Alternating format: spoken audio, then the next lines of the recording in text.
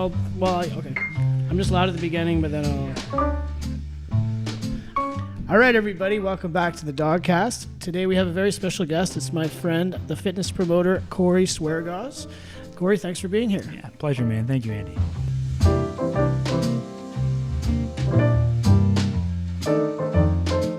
Well, yeah. So Corey and I met when Dog Days brand was just getting off the ground, and he reached out to me, or I reached out to him actually. And you were promoting your local show here, the VanCity Showdown, fitness competition, and you threw me a lifeline actually with that. You allowed me to promote my brand in front of your audience, which was super greatly appreciated. And we've stayed in touch since then. And thanks for stopping by. Yeah, absolutely. It's a pleasure. You know what? I think from day one when you reached out to me, I really enjoyed and really got behind what your mission was and what you're trying to do in the industry. And it's nice to see that you're doing something unique, creative, and different.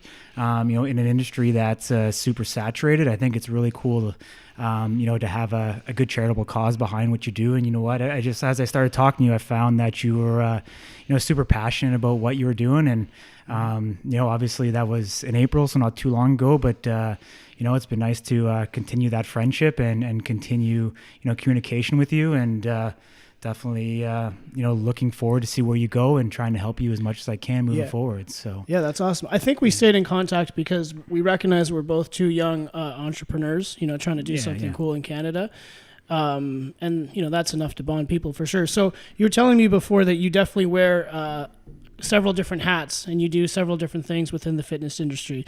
Today I'm calling you a fitness promoter, but what else do you do? Yeah, I mean, my 9 to 5 is actually as a national sales leader for the winning combination. So I make my my bread and butter is made within the supplement industry. So I get the privilege to travel across the country, promoting the products that we make with the winning combination. Those are Kaizen Natural Whey and then Body Logics as well. So that's what I do 9 to 5. On top of that, always active within the fitness industry, competing myself in the past, all the way up to the national level. On top of that, I've had clothing companies in the past. And now it brings me to promoting shows. I've got 2 shows that I promote every year as part of the Canadian Physique Alliance. So that takes up a lot of my time and really allows me to get back to the fitness industry. Cool. So yeah. So let's take it back. I've been a fitness geek for a long time now, probably since I was in high school, which is like 1999 when I first discovered Flex magazine, like a lot of us young guys do, and then we fell in love with Arnold and Frank Zane and Sergio and Serge and all the Franco and all the the golden era guys. And then I remember I discovered Arnold's Encyclopedia of Modern Bodybuilding, and then I really learned from there, and I started training when I was 16 or 17. Well, what about Bob Paris? Do you remember Bob Paris is fantastic. Yeah. Do you know Bob Paris actually lives like in Salt Springs? He does not really. He does, We were just in Salt Springs yesterday. Okay, yeah. It's Salt Springs, or one of the small islands not far from here. Oh, really? Yeah, you can actually see him. He's quite a political activist on Twitter. So put Bob Paris in and you'll actually see him there. Otherwise, you won't see him in anything to do with the fitness industry whatsoever. Yeah, so. He just kind of disappeared after a while. Did he have a health scare or something, or did he? I'm not sure. I don't know. I don't know the full story. I know. I know he married a Canadian. I guess his partner was Canadian, and then they settled up on the Salt Spring Islands. So they kind of just disappeared off the map. So when did you get into fitness and bodybuilding? You know what? I mean, like growing up like a typical Canadian boy in northern Canada. I mean, I played hockey growing up.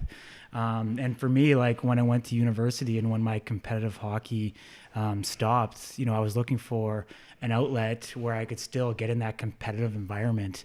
And for me, getting into fitness was something that allowed me to be able to continue to be competitive, to put all the efforts that I had in the gym towards, a common collective goal. And so, I mean, I really got into it when I was in university, and like anybody else, poster in the change room of the local gym, and, messaged the promoter, got a trainer, and kind of went on from there. And so it's kind of been a whirlwind I'd say 8 years now since my first show that I competed, and then obviously getting a job within the fitness industry, and making my life's passion, where I get up in the morning, I think about the fitness industry, I work at it all day, and I go to bed thinking about it. So do you still train and eat like you're kind of within striking distance of a competition? 100%. Yeah, 100%. Do you still plan on competing in the future? Yeah, absolutely. Yeah, you know what? I mean, I've done over 15 shows. Yeah, that's quite a bit. That's so that's a career. Yeah, absolutely. Yeah. So I've done a ton of shows. I've made a name for myself. I think competing within the fitness industry, allows you to get, street credibility. Everybody wants to see like what you've done in the industry. And I think it's, you can have as much, book smarts and education on paper, but people really, they want to see what you can do. And if you truly live and breathe, and can you walk the walk? Yeah. So yeah, I mean, it's been one crazy, it's been one crazy journey. You know what? In all honesty, I'm not pushing it. I mean, I've done a number of shows, and so when I compete again, it's going to be when the time is right. Yeah. And I definitely want to do it. Definitely want to do it before it's all said and done. But I'll do it when everything aligns. And I've just been really focused on growing some business this year, so I haven't really had the time to dedicate fully to contest prep mode and really get in that mind frame. Oh yeah, that's a full-time job. So yeah, absolutely it is. So now you're still working in the industry, obviously. Now you promote your own shows. How did you get into that? What's involved with that? Because the show that I met you at, the VanCity Showdown, was amazing. It was so well put together. Everybody had a killer time. The athletes were processed quickly. It wasn't overwhelmingly large or stupid or backed up or bottlenecked or anything like that. It flowed really well. The audience was engaging, and it was Don started back in 2015 with at the time the president of the BCABA was Don Allison, and I reached out to her just before Christmas, and I said, hey, I've got a really good connection with some contacts in Victoria. Victoria was actually the first ever show that I ever put on. At that time, it was called the Victoria Cup. Okay. Back in 2015, I said, hey, I want to go to Victoria.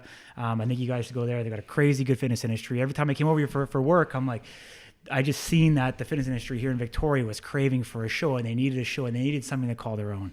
So I put forth a proposal. She believed in me. I mean, at that point, I was a 25-year-old kid. They probably thought I was crazy at the time. And, I was able to make it happen, put on an incredible show. The people supported it. And, unfortunately, there was some political things that happened from then until, this year, until we were able to come back in 2019. So we did have a 3-year hiatus. Through that time, I continued on with which is the VanCity Showdown in Vancouver, which is a natural competition. And so there's been a little bit of change in the organizations that govern bodybuilding and fitness shows in Canada this year. So now it's under the Canadian Physique Alliance. Mm-hmm. So obviously the first show we had here in Victoria, branded the Vancouver Island Showdown, was a CPA or Canadian Physique Alliance show, which the same will be for the October 13th show for the VanCity Showdown coming up. Okay, so that's your next show coming up. Yeah, October 13th. October 13th, Vancouver, this is actually the third annual show. Awesome. So right after just obviously 2016, 2017, we brought the VanCity Showdown, which is a multi-sports festival, which is really cool, unique and different from what a lot of other shows here on the West Coast are doing. So we not only have competitive, fitness and bodybuilding, but we also have natural provincial ran with CPA powerlifting. So they're coming in. We've got the Vancouver Arm Wrestling Club that also puts on a professional and amateur event. And then we also have, which is breaking news on your show because we haven't announced it yet, but Royal City Wrestling is going to have a free event for everybody on October 13th as well. Awesome. So we're getting really, really excited with that. And I guess we can let people know too how you're going to be involved with that show. Yeah, we're going to be there too because you're reaching out again and offering us some support, which is amazing. We're going to have a booth there. And we'll be sponsoring the arm wrestling event. Is that what we're doing? Yeah, so we're actually going to be doing a super match on stage during the bodybuilding show. We don't have the final match set yet, but it's going to be a best 3 of 5. Winner take all. They're gonna have cash prizes and a great prize from Andy that he's gonna give the overall contestants. Still debating on what's going to happen. We're trying to actually get a girl out of Kamloops to actually do the event. She's actually world champion in both arms, and she just won the world championship again this year. So we're trying to find a competitor for her. If not, we're going to look at getting some other guys. I mean, the arm wrestling is insane. If you haven't seen it, wait till you see it in person, and you see the adrenaline, the excitement that these guys bring. They bring a ton of excitement to the weekend, into the show. Really, really excited to see that. So it's nice to have you as part of that, and I think it's really going to allow for a really good synergy. Cool. Yeah. So let's take it back, because fitness has been an exciting industry for me to follow over the last, I'd say 20 years now. I got into it when I was 14 or 15, and I'm 34 now. But it's always been such a I don't want to call it cult, but it's always been like a fringe industry. And it survived not on TSN or on ESPN like football or baseball or basketball, but on the sidelines. It survived in the magazines, and then it survived. It was one of the first pioneers to get into internet-based and social media-based forms of communication, YouTube, stuff like that. And now with the technological revolution that's happening, just naturally, YouTube is replacing mainstream media and TV, which is dying. And now the fitness industry is reaping those benefits, and it's exploding in the last 10 years. Where do you think it's going? What do you see happening with the fitness industry? Yeah, absolutely. I mean, it is becoming more and more mainstream. I mean, if you look at bodybuilding back in the 80s, I mean, you had to be in Venice Beach to be a bodybuilder. At the Mecca, that was it. At the Mecca, at Gold's Gym, you had to train there. Like, you didn't have the exposure, you didn't have the access to technology to really be able to, access to the training and equipment, diet and stuff like that. So as obviously, as you said, as technology has evolved, it's allowed the industry to grow, and you can do this anywhere in the world now. Now you're seeing tons of athletes coming out of Europe. You're seeing coming out of the Middle East. You're seeing all over the place. Now trainers can obviously train people online. It's been quite a whirlwind over the last 5 years. I think has really allowed a whole industry of fitness professionals and new fitness professionals to come online, who are more tech savvy with social media and being able to develop content, and now being able to get paid for that and actually create an actual full-time gig for themselves. Like I said, back in the early 80s and 90s, I mean, bodybuilding, you didn't make any money at it. I mean, even still today, there's outside of a couple shows that have with it be the Mr. Olympia contest and the Arnold Classic. I mean, those shows you can make good money in men's open, but the other classes, whether it be bikini, figure, fitness, physique, I mean, the prize money just isn't there in any of those other classes. So you have to be able to create and develop something for yourself within the industry outside of that will allow you to be able to do this as a true career. Where's the industry going? I think the industry is primed to continue, to continue to grow, to continue to become more mainstream. I think people, diets and just overall awareness of overall health, I think, is increasing. So I think that's a really good step forward. I think, in terms of competitive shows and stuff like that, I think it's also evolving. I mean, if we talked about kind of, the golden era, I mean, there was only men's bodybuilding shows at that point. Now you look at it, there's, on the women's side, you have bikini, you have figure, you have fitness, you have physique, you have women's bodybuilding. I just named you 5 different classes, and each one of them has a very unique, distinct look. For men's, you have men's classic physique, men's physique, men's classic physique, men's bodybuilding, all 3 very different looks. So now, you don't have to be 250 pounds. The average person in the gym doesn't want to look like Phil Heath. They really don't. One, it's not attainable for them to look like Phil Heath, because they don't have the time, dedication, the genetics to be able to do that, and they're not willing to do what Phil Heath is willing to do to be the best in the world. So now they implemented these other classes, classic physique, which kind of brings bodybuilding back to that golden era, to to the 80s. That Frank Zane type of look is being rewarded within that class. And then they brought in men's physique, which is a step back from that. They wear the board shorts on stage. You kind of have that California surfer look, and all of a sudden you have all these classes and appeals to so many more people. And what I see happening is they're going to continue to, offer more and more classes that appeal to people. I mean, over in Europe, they're starting with some fitness model classes. They actually have a women's wellness division that's coming in to competitive coming into some of the competitive circuits. And really what that's enabling is allowing people to be inspired to something that is still attainable for them. Yeah.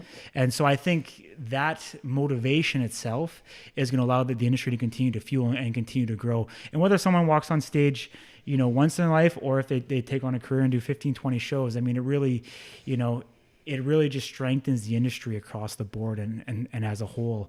Do you think there's a point of diminishing returns for that? Because one of the old grandfather criticisms to the new divisions that I heard from the old guys, the Dave Palembos and all that, when these first started, was that it's kind of watering down the pool of talent. I don't see that happening, though. If you look at the men's physique guys, for example, from 2018, you compare them back to when it started in 2013, they've gotten much bigger and they've progressed in their own way. For sure. Much respect for Dave Palumbo, great guy. But when you bring in these different industries, I can say from a competitor standpoint, when you do a show once, you get hooked. Yeah, you get addicted to it. And I think it's good for the sport overall if you do men's physique in your first show. You do men's physique in your second show.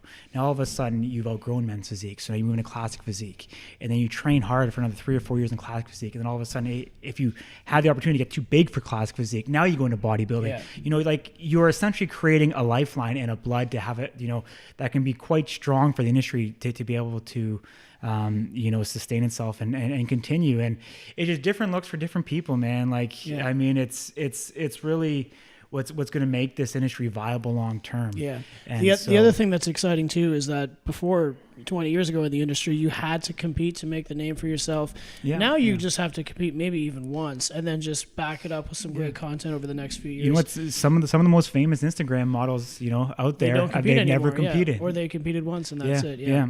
So yeah, for sure. It's an exciting time, and it's also it's exciting for really young people that come up and they're 15 and 16 years old and they start training for a couple of years, and then all of a sudden they look great by their 18th birthday.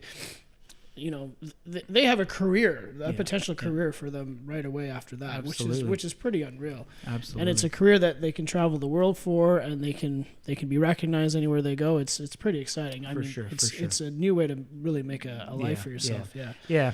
I think what's also important now is that the industry is getting set up where it has a feeder system to it. It's promoting towards that youth, and that's one of the biggest things that I notice now is you start seeing kids getting into the gym at 12, 13 years old now. They're getting in the gym earlier. They're recognizing the fun of it. And I think it's going to be just a matter of time until you're going to start to see some of those teen divisions start to come to North America, come into Canada. So these kids are going to have an outlet as well to be able to compete at a younger age and get the bug, like I say, man. Mm-hmm. So do you think the technology of the supplements, I mean, obviously the look of the athletes, even from now compared to like the 1990s, is a much bigger look. The women are bigger, the women are harder, the men are bigger, the men are harder. Yeah. A lot of that is training and super supplements, but also the actual supplements that everybody takes now, as well as the knowledge and the science behind it. Do you think that is going to continue to progress as well? Yeah, I mean, definitely. One of the difficult parts with the supplement industry is you have regulating bodies. Obviously, you have Health Canada here in Canada, and in the US, you have the FDA.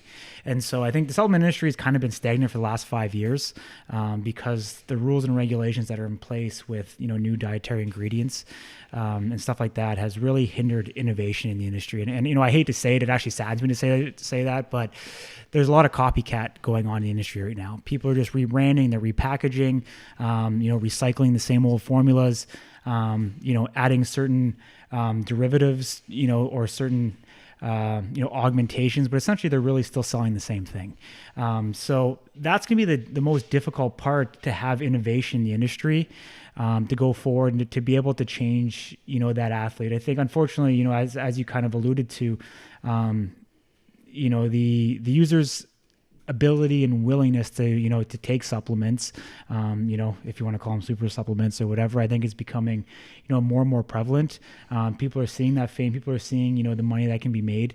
And along with that, people are willing to do a lot more now, and, even potentially sacrifice their, their well-being or their longevity or how long their life will actually last. And the problem is, once you reward that and you reward, I just go right back, if you look at, Rich Gaspari, You know, Rich Gaspari was one of the first athletes to have striated glutes.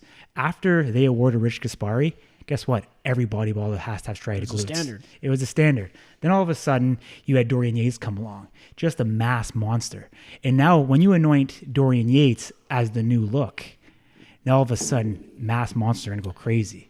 Dorian fed to Ronnie. Like, Ronnie was a freak that'll never happen again. But if it wasn't for Dorian, you would have never had Ronnie. And so now you accept Ronnie as being your ideal and your perfect image.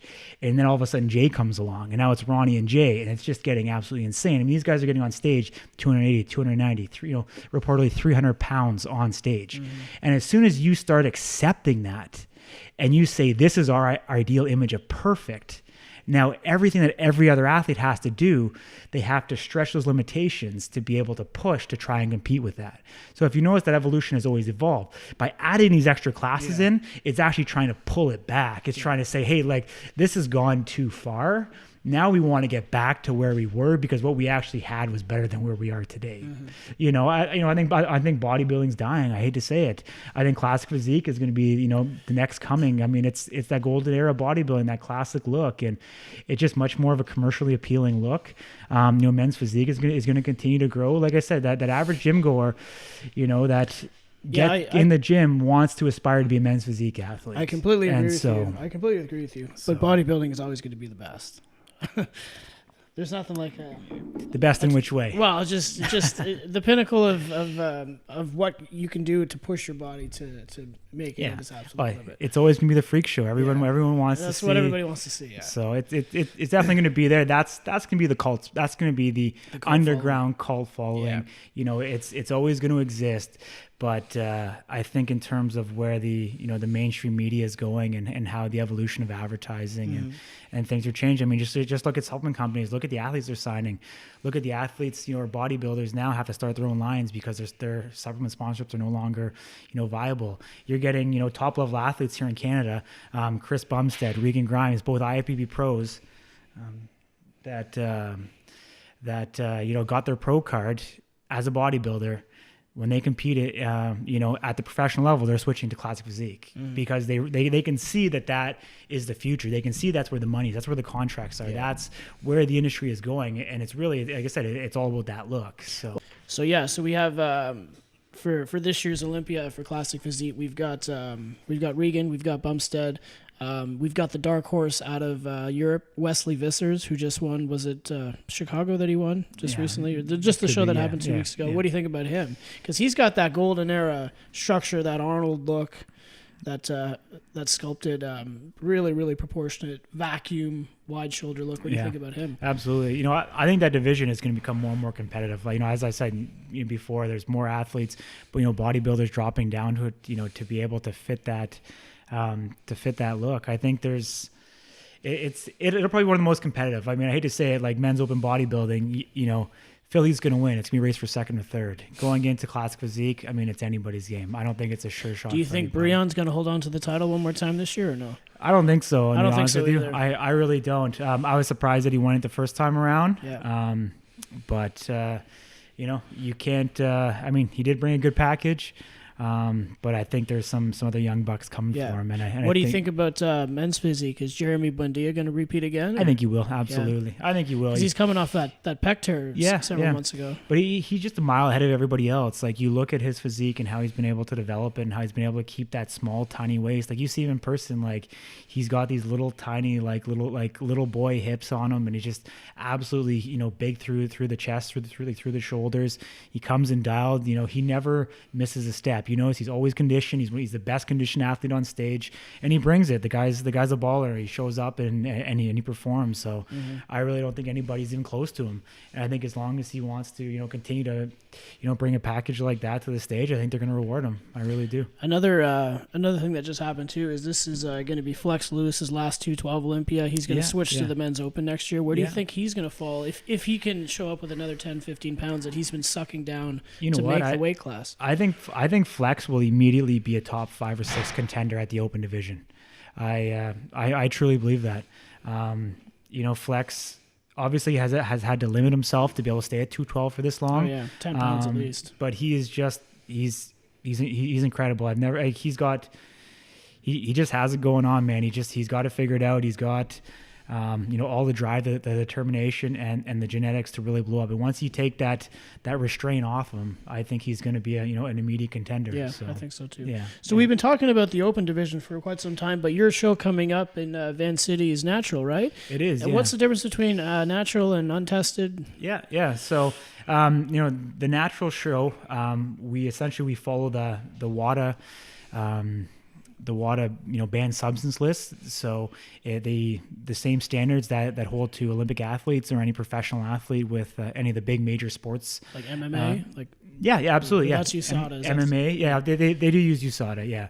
But I mean, like your NBA, okay. MLB, NHL, they all use, or abide by the WADA testing standards. So, I mean, you can check it out online. I mean, their list is 10 pages long of all the substances that cannot be used. So, with that being said, I mean, it's a very it's a very different look. It's a very different division. It appeals to a different audience, a different demographic. It's a show that's primarily made up of 18 to 24-year-olds. A lot of first-time competitors are coming in. They come into the natural stream first. It's really it's the ground roots grass level that athletes can get into the sport. As I was saying to you earlier as well, like it's a very different atmosphere at a natural show compared to an open show. Your average everyday fan of bodybuilding doesn't show up to see a natural show. It's the friends, the family, the supporters of the athletes that actually show up to see this. Mm-hmm. If you want to say it's a smaller look, it's a softer look, it's a very different look of athlete.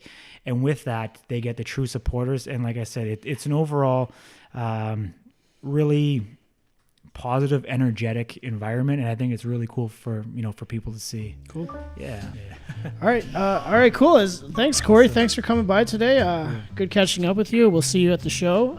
What are the dates again for the VanCity Showdown? Yeah, October 13th. Where? At the Massey Theatre in New Westminster, BC. And the hotel is the Inn at the Key in New West. Okay. And then the after party will be at the Boston Pizza in New West. So awesome. Everybody, all the organizers, athletes, and competitors are going to go to Boston Pizza. They don't know it yet, but we're going to be there, and they'll be slammed.